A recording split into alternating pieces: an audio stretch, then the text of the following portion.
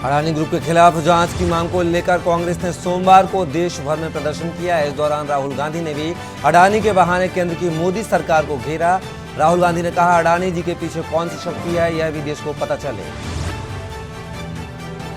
राहुल गांधी ने कहा, हम चाहते हैं कि इस पर चर्चा हो और सब करोड़ रुपए का भ्रष्टाचार हुआ है। हिंदुस्तान के इंफ्रास्ट्रक्चर पर जो कब्जा किया, सुप्रीम कोर्ट को मिले 5 नए जज।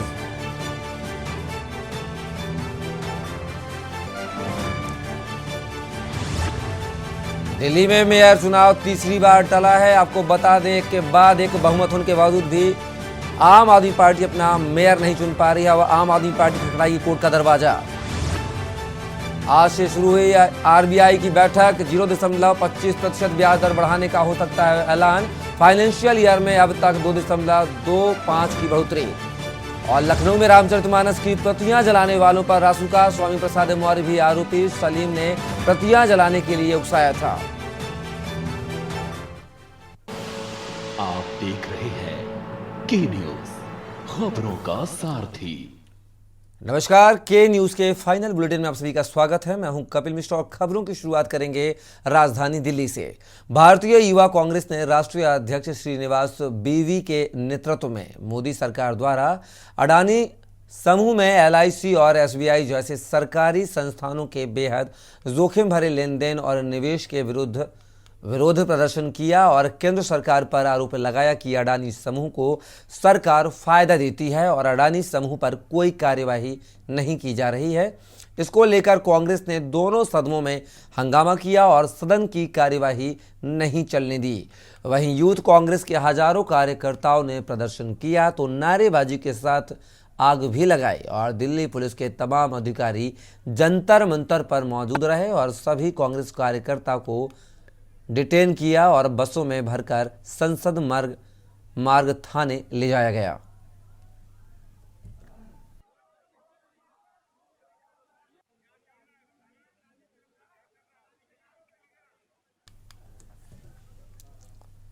लक्ष्मणगढ़ में परिवहन विभाग द्वारा परिवहन इंस्पेक्टर रविंद्र झूरिया के नेतृत्व में लक्ष्मणगढ़ उपखंड मुख्यालय पर मुख्य बस स्टैंड से होकर नहीं गुजरने वाले यात्री वाहनों पर कार्यवाही को अंजाम दिया गया और चालान काटे गए।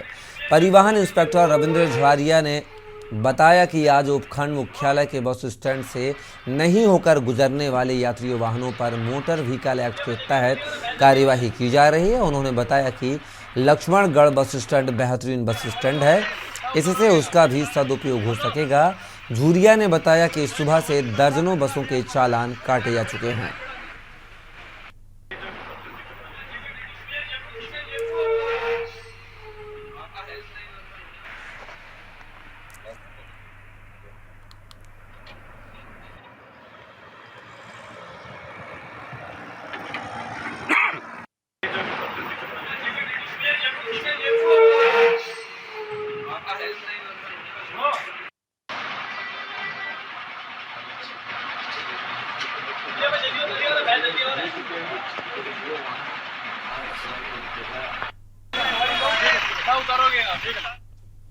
देवघर में आयोजित बीजेपी की विजय संकल्प महारैली को लेकर बाबा नगरी भगवामय हुई है।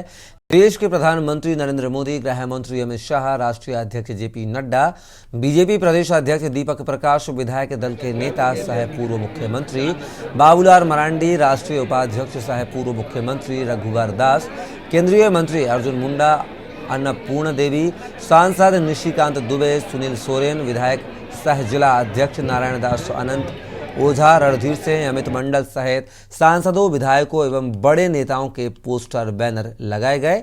शहर के हर चौक चौराहों पर पार्टी के झंडों से शहर को दुल्हन की तरह सजाया गया। बीजेपी प्रदेश अध्यक्ष दीपक प्रकाश एवं संगठन महामंत्री कर्मवीर सिंह ने कार्यक्रम स्थल का निरीक्षण किया। बीजेपी झारखंड प्रदेश अध्यक्ष, संगठन महामंत्री सह राज्यसभा सांसद और अन्य ने विजय संकल्प महारैली कार्यक्रम स्थल पहुंचकर तैयारियों की समीक्षा की।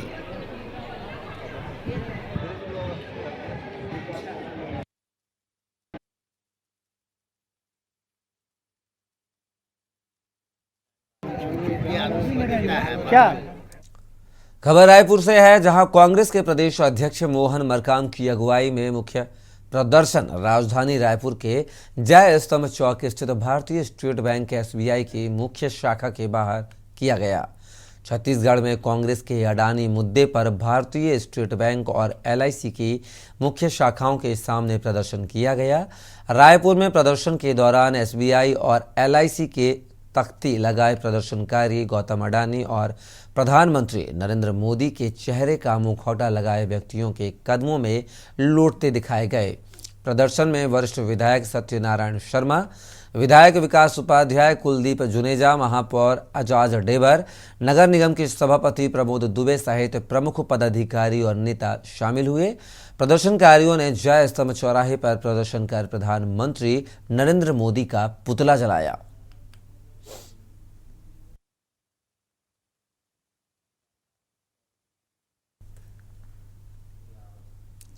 खबर कबीरधाम से है, जहां अपनी दुर्व्यवस्था के लिए समाचार पत्रों की सुर्खियों में छाए रहने वाले जिला अस्पताल कवर्धा के मेडिकल फर्जीवाड़ा मामले में एक सनसनीखेज खुलासा हुआ है।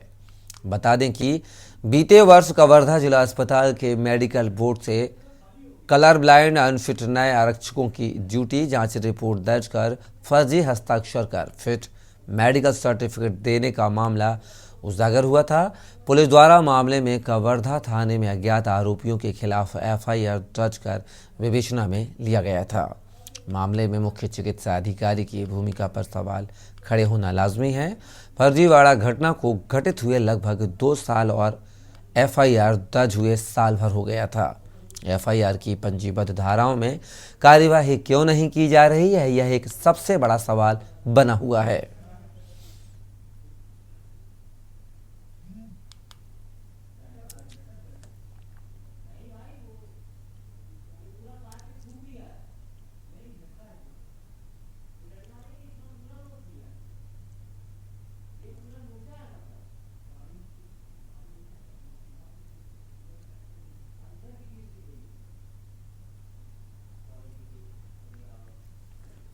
खबर पंखाजूर से है। सालों से ग्रामीण सिविल अस्पताल में ब्लड बैंक की मांग करते आ रहे हैं।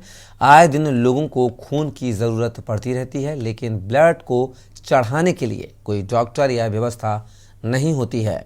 ब्लड की कमी के चलते कई मौतें भी हो चुकी हैं, जिसके चलते नाराज युवाओं ने एक कदम पंखाजूर के स्वास्थ्य के लिए रैली निकाली।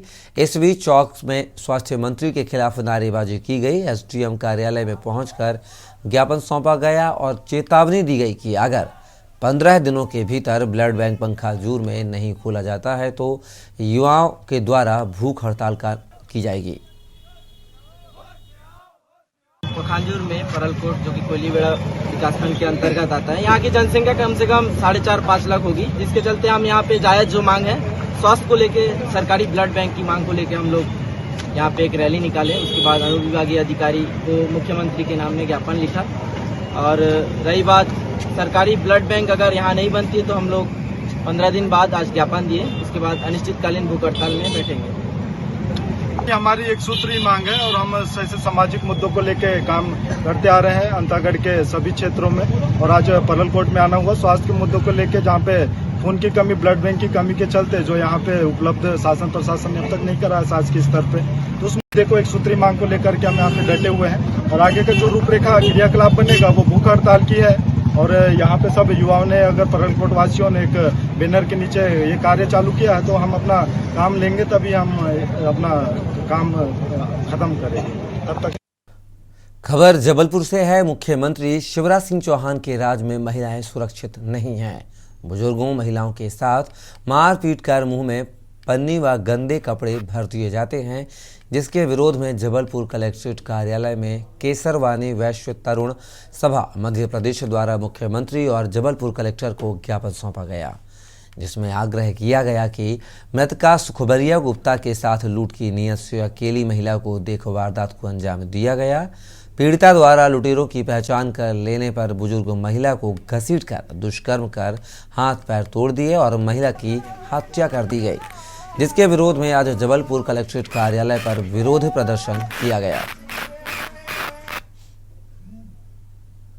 केसरवानी समाज की महिला की बात आई है मैं तो इतना मानता हूँ कि प्रदेश की महिला नहीं, वो माँ थी, और 58 साल की कोई माँ के साथ इस तरह से कृत्य करता है तो निश्चित तौर पर मुख्यमंत्री जी हमेशा ये बोलते हैं कि हम सबके मामा हैं। तो आज आपकी बहन के साथ ये जो कृत्य किया गया, तो हम तमाम समाज के सामाजिक जीवन जीने वाले लोग इस कृत्य के खिलाफ उग्र आंदोलन तो करेंगे। अगर निश्चित तौर पर इस घटना को अंजाम नहीं दिया और इनका निर्णायक भूमिका नहीं निभाई, तो मैं सीबीआई और एसआईटी का गठन करने वाले जितने निष्पक्षता से आप अपनी जांच करें, और वाकई किसी ने कुछ किया है इस मां के साथ, उसे दोषी करार देना चाहिए, दंडात्मक कार्य करके उसे फांसी की सजा देना चाहिए। क्योंकि आज हम लोग यहाँ पे वैश्य समाज, केसरवानी समाज के लोग एकत्रित हुए हैं, जो कलेक्टर साहब के माध्यम से मुख्यमंत्री जी को एक ज्ञापन सौंप रहे हैं।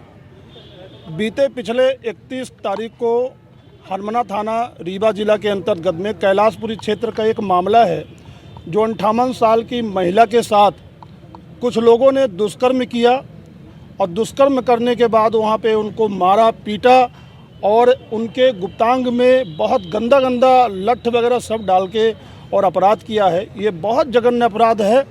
इसके लिए हम लोग एक ज्ञापन सौंप रहे हैं। वहाँ का थाना जो है, पुलिस प्रशासन जो है, कहीं में कहीं दबाव में है, जो कि 5-6 लोगों में एक नाबालिग लड़का 16 साल का था, उसके ऊपर पूरा मुकदमा कायम कर दिया गया है। जबलपुर की मंडी नए अध्यक्ष का चुनाव किया गया। कई वर्षों से एक ही समिति द्वारा अध्यक्षता की जा रही थी। बदलाव को लेते हुए समस्त कर्मचारी एवं पदाधिकारियों ने निर्णय लिया कि नए अध्यक्ष का चुनाव होना जरूरी है। इसी कार्यक्रम में नए अध्यक्ष का चुनाव किया गया, जिसमें अध्यक्ष ने सभी को विश्वास दिलाया कि अपना काम बड़े ही ईमानदारी और निष्पक्ष रूप से मजदूरों के पक्ष में रहकर किया जाएगा। हमारे यहाँ थोक व्यापारी फल संघ के सारे संगठन ने नई समिति का गठन किया है। उसके बाबत में चुने गए पदाधिकारी इस प्रकार हैं: अध्यक्ष अनिल भोजक, उपाध्यक्ष ताई भाई, उपाध्यक्ष गुड्डा भाई, महामंत्री राजकुमार बड्डा, कोषाध्यक्ष हीरा राजू, संगठन मंत्री राम बाबू, मंडी प्रभारी अपने विष्णु घनगोरिया, अशफाक भाई की मांग रही कि अध्यक्ष बदले, और उनको मतलब अध्यक्ष का चुनाव होते हुए सभी संगठन ने उनको बनाया, अनिल भोजक को, और सभी की सहमति से अच्छा काम होगा। मालिक चाहेगा सब अच्छा होगा। अपना नाम? राजू पटाल। मंडी अध्यक्ष बदला नहीं था हमारी संघ का, जो काफ़ी टाइम बाद 17 साल बाद बदला गया है, जो कि नई समिति गठन की गई है। उसके अध्यक्ष हमारे अनिल भोजक जी हैं, उपाध्यक्ष ताज भाई है, इसलिए नए मंडी का अध्यक्ष को हम लोग ने चुना है। सबने सहमति से पूरे फल व्यापारियों ने चुना। क्या नाम? अपना नाम? राम महान। जबलपुर के राजा चौक में रहने वाले गरीब परिवार के घर में घुसकर तोड़फोड़ की गई। वहीं परिजनों ने बताया कि ऑटो चलाने का व्यवसाय करता है और असामाजिक तत्व बंधु द्वारा दारू पीकर मेरे घर में तोड़फोड़ की गई और ऑटो को भी तोड़ने की कोशिश की गई। इस पूरे मामले की जानकारी हनुमान ताल थाने में दे दी गई है। गली नंबर 5 में मैं डब्बे लगाया रहा, डीजे का मैं काम करता हूँ। हम सामान खोलकर जा रहे थे रैया चौक चौगड्डा पर, उसका नाम बंटू नाम है उसका, तो वो गाड़ी में दारूखोरी कर रहा था 2-3 ऑटो वालों से। पहले वो कर चुका था, उसके बाद हम लोग की ऑटो पर आया और उसने अपना हम लोग के ऊपर, हम गाड़ी ड्राइवर चला रहा था, ड्राइवर आगे बढ़ाया, उसने कांच में हाथ मारा। उसके बाद जब हम लोग आगे बढ़े तो वो हम पीछे खड़े थे, तो उसने ढकेला मेरे को, तो मैं गाड़ी से मुँह के बल गिर गया। ठीक घर पर माँ को जाकर तोड़ा बोड़ी, घर में कूलर वूलर ये सब डला था, उसको तोड़ ताड़ कर और बोलता देख लेंगे बाद में। खबर अमेठी से है, जहां स्वामी प्रसाद मौर्य द्वारा रामचरितमानस पर विवादित बयान से नाराज ब्राह्मण स्वाभिमान एकता मंच के द्वारा आज तहसील में विरोध प्रदर्शन किया गया और एसडीएम को ज्ञापन दिया गया। वहीं मीडिया से बात करते हुए ब्राह्मण स्वाभिमान एकता मंच के अध्यक्ष ने ऐलान किया, जो भी व्यक्ति स्वामी प्रसाद मौर्य के चेहरे पर कालिख लगाएगा उसको हमारी तरफ से 25,000 रुपए का इनाम दिया जाएगा। हम लोग जो है ये जो रामचरितमानस पर स्वामी प्रसाद द्वारा जो एक अभद्र टिप्पणी की गई है उसके विरोध में हम लोगों ने आज एसडीएम साहब को एक ज्ञापन दिया है माननीय राष्ट्रपति जी को संबोधित करते हुए कि इस स्वामी प्रसाद की सदस्यता विधान परिषद की तत्काल रद्द की जाए, जिससे कि हिंदू धर्म की रक्षा हो सके, एक संदेश जा सके कि यदि कोई 120 करोड़ हिंदुओं का अपमान करेगा तो उसके लिए देश में समाज में कोई स्थान नहीं होगा। जिस स्वामी प्रसाद मौर्य को 80% लोगों ने वोट दिया और वोट दे करके उसको कई बार मंत्री विधायक बनाया, उसको एमएलसी बनाया, उन हिंदुओं का अपमान कर रहा है, वो उनकी भावनाओं से खेलने का काम वो कर रहा है। खबर इटावा से है, जहां अडानी के व्यापार में घाटा होने की चर्चा पर जिस तरह से हिंडनबर्ग की रिपोर्ट आई, तो वहीं कांग्रेस ने भी केंद्र सरकार और अडानी की मिलीभगत का आरोप लगाना शुरू कर दिया है। इटावा की जिला कांग्रेस कमेटी ने भी इटावा शहर के व्यस्ततम शास्त्री चौक पर प्रतिमा के नीचे धरना प्रदर्शन किया और केंद्र सरकार के खिलाफ नारेबाजी की। इस दौरान अडानी के खिलाफ जांच और सरकार की मिलीभगत की भी जांच की मांग की गई। इटावा जिले के कांग्रेस जिला अध्यक्ष मलखान सिंह ने बताया कि हिंडनबर्ग की रिपोर्ट जो आई है जिसमें अडानी ने LIC और SBI के शेयर खरीदे हैं, इसकी जांच के लिए संसद में मुद्दा उठाया जा रहा है, लेकिन इसमें सरकार जांच नहीं करा रही है। हम लोगों की मांग है कि अडानी ग्रुप की जांच हो, गरीब ने बेटे बेटी की शिक्षा, स्वास्थ्य, शादी के लिए जो पैसा जमा किया है उसका हिसाब हो।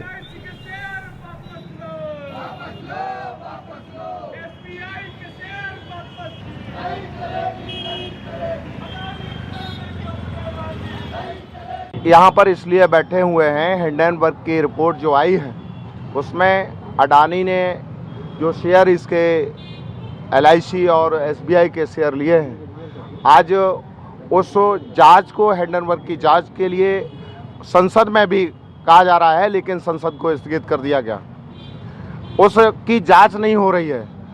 वो अडानी ग्रुप की जांच हो और इन गरीब जो जिन्होंने बेटी के लिए, जिन्होंने अपनी स्वास्थ्य के लिए, जिन्होंने अपने बेटे की शिक्षा के लिए जो पैसा जमा किया है, उस पैसे को ये अडानी ग्रुप खाए जा रहा है, अडानी ग्रुप निगले जा रहा है। उसकी जांच होनी चाहिए और इस CBI और SBI के जो शेयर हैं उनको वापस होना चाहिए, ये हमारी मांग है। खबर रायबरेली से है, जहां हिंडनबर्ग की रिपोर्ट के बाद अडानी समूह के शेयरों के रेट गिरने से संसद से लेकर सड़क तक केंद्र सरकार को घेरने में विपक्ष कोई कसर नहीं छोड़ रहा है। इसी कड़ी में आज सोनिया गांधी के संसदीय क्षेत्र रायबरेली में भी कांग्रेसियों ने अपने जिला कार्यालय से निकलकर जिला अधिकारी कार्यालय व LIC, स्टेट बैंक व पंजाब नेशनल बैंक के बाहर धरना प्रदर्शन किया, लेकिन उन्हें कार्यालय से निकलते ही पुलिस ने बैरिकेडिंग कर रोक लिया, जिससे आक्रोशित कांग्रेसी सड़क पर ही धरने पर बैठ गए।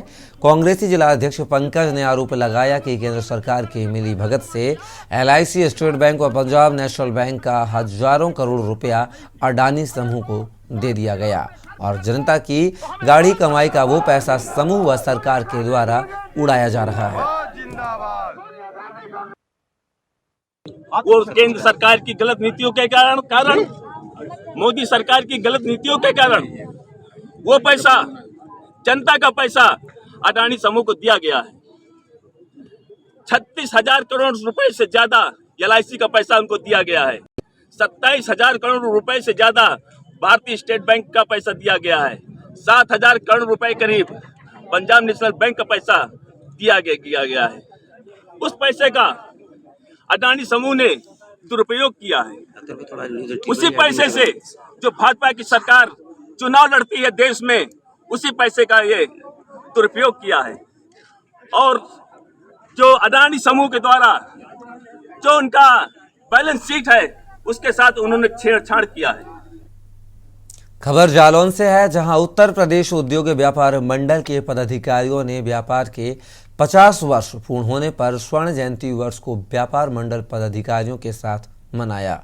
साथ ही उन्होंने कहा, उद्योग को बढ़ावा देने के लिए एकजुट होकर कार्य करेंगे और अपनी तमाम मांगों को लेकर सरकार से बात करेंगे। वहीं उन्होंने कहा, इसको लेकर तमाम कार्यक्रम होंगे। इन्हीं विभिन्न कार्यक्रमों के साथ जयंती वर्ष का भी स्वागत किया जाएगा। इस मौके पर व्यापारियों ने एक साथ शपथ ग्रहण, कहा कि इसमें कोई भी व्यापारी नकली सामान नहीं बेचेगा और न ही कम तोला जाएगा और कोई ऐसा काम नहीं करेगा जिससे ग्राहक को नुकसान हो। इस मौके पर व्यापार मंडल की ओर से संतोष गुप्ता, साजिद खान और तमाम व्यापारी गण मौजूद थे। कार्यक्रम की अध्यक्षता दिलीप सेठ ने की। आदर के साथ आपको अवगत कराना चाहता हूं कि उत्तर प्रदेश उद्योग व्यापार मंडल का गठन 24 दिसंबर को बनारस के तट पर किया गया था। लाला बिशंबर दयाल और पंडित श्याम बिहारी मिश्रा के नेतृत्व में इस संगठन का गठन किया गया था और चूँकि हमारे व्यापार मंडल को 50 वर्ष हो रहे हैं तो हम उसको स्वर्ण जयंती वर्ष के रूप में पूरे प्रदेश में भव्यता के साथ मनाने जा रहे हैं। 24 दिसंबर 2022 से 24 दिसंबर 2023 तक हम पूरे प्रदेश के अंदर इसमें विभिन्न कार्यक्रमों के माध्यम से अपनी स्वर्ण जयंती वर्ष को गौरवान्वित करने का प्रयास कर रहे हैं। उस क्रम में हमारी एक विशाल यात्रा भी निकल रही है, हमारा रथ निकल रहा है जो समूचे प्रदेश के 75 जिलों के 310 तहसीलों में बेहद उत्साह और भव्यता के साथ पूरी रथ यात्रा निकाली जाए। खबर कानपुर देहात से है, जहां राशन कार्ड और ट्राई साइकिल के लिए दिव्यांग महिला डीएम कार्यालय के गेट के बाहर चक्कर काट रही है। कई महीनों से चक्कर लगाने के बाद भी पीड़ित की फरियाद नहीं सुनी गई। पीड़ित दिव्यांग महिला परेशान है तो यहीं जिले के जिम्मेदार महोत्सव में मस्त हैं। ट्राई साइकिल न मिलने पर दिव्यांग महिला सड़कों पर रेंगने को मजबूर है। दिव्यांग महिला अपनी मासूम बच्ची के साथ सरकारी दफ्तरों की ठोकरें खाने को मजबूर है। सीडीओ से लेकर डीएम कार्यालय पहुंचकर पीड़ित महिला ने गुहार लगाई है। जिले के आला अधिकारी महोत्सव का लुत्फ उठाने में मस्त हैं। पीड़ित ब्लॉक मलासा क्षेत्र के गांव बरौर की रहने वाली है। राशन कार्ड, राशन नहीं मिलता अभी नहीं बना नहीं है राशन। अच्छा, और ट्राई साइकिल नहीं आपके पास? ट्राई साइकिल है तो वो खराब है। अच्छा, तो डीएम मैम से क्या मांग करती हैं, क्या चाहिए आपको? डीएम मैम से मैंने शुक्रवार को एप्लीकेशन दी थी तो उन्होंने ये बताया था कि जब साइड वगैरह खाली होंगी तो आपका होगा, नहीं तो आप सफ़ेद वाला बनवा लो और हमें चाहिए लाल वाला अंत्योदय का कार्ड। ट्राई साइकिल के लिए क्या कहा है? ट्राई साइकिल के लिए ये कहा था कि अब 3 साल बाद मिलेगी, अब नहीं मिलेगी। क्या चाहती हैं आप? आप क्या चाहती हैं? हम तो चाहते हैं भाई जी हमारा राशन कार्ड भी बन जाए, ट्राई साइकिल मिल जाती, थोड़ा आने जाने में थोड़ी समस्या। रायबरेली के ऊंचाहार कोतवाली क्षेत्र के करसैनी मजरे अरखा गांव में एक बुजुर्ग दुकानदार का गांव के एक युवक को गुटखा देने से मना करना महंगा पड़ गया और उसे इसकी कीमत अपनी जान देकर चुकानी पड़ी। बुजुर्ग दुकानदार जब रात को अपने घर के बरामदे में सो रहा था तो युवक ने मौका देखकर उसके सिर पर वार कर उसे मौत के घाट उतार दिया और फरार हो गया। पीट के हत्या की बात नहीं प्रकाश में आई है। एक व्यक्ति वृद्ध व्यक्ति हैं जो अपने घर के द्वार पे सो रहे थे और किसी अज्ञात व्यक्ति ने उनकी हत्या कर दी। इस संबंध में जब पूरी जानकारी दी गई तो पता चला एक व्यक्ति जो थोड़ा सा मानसिक रूप से अस्वस्थ भी है, उसके द्वारा इनके यहाँ गुटखा मांगने गए थे। ये गुटखा की दुकान लगाते थे और वो पान मसाला न देने पर इसमें विवाद हुआ था। इसी संबंध में उसने रात में। फिलहाल के लिए खबरों में बस इतना ही, लेकिन के न्यूज़ पर खबरों का सिलसिला लगातार जारी है। आप बने रहिए के न्यूज़ के साथ।